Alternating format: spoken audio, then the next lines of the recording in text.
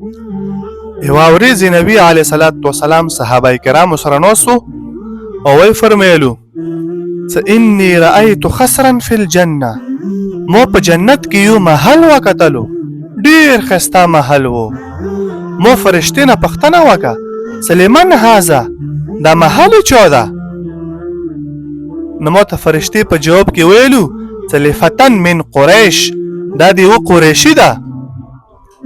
نو نبي علیه صلات وسلام وفرمیلو فظننت انه لی، چې مو دا ګمان وکړو چې دا خیمه ده ځکه چې قریشي ښځه یم. مو ویلو چې دا محل یې ما ده.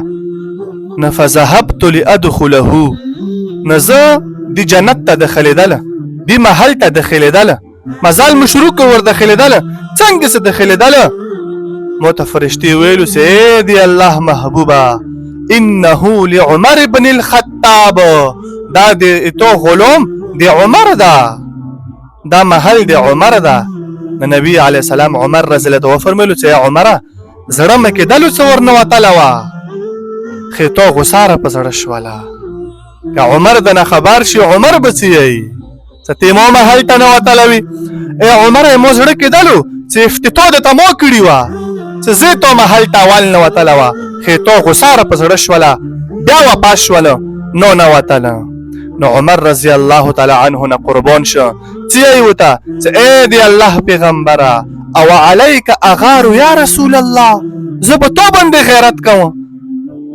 زه خو بلو را خوشحال شوه وه چې ما په محل کې تو خپل مبارک قدمونه لګولي وه، ایمو محل بلو را برکتي شوه وه، ته ولې نه ورنه وتلې؟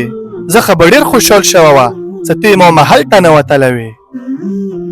صحابه کرام یا په مدینې کې دي یا ورته مرګونه نه دي رغلي، جنت کې ورته الله محل یې تیار کړي وو، یا ورته مرګونه نه ورغلي، جنت زر یې ورته په دنیا کې رغلي وو.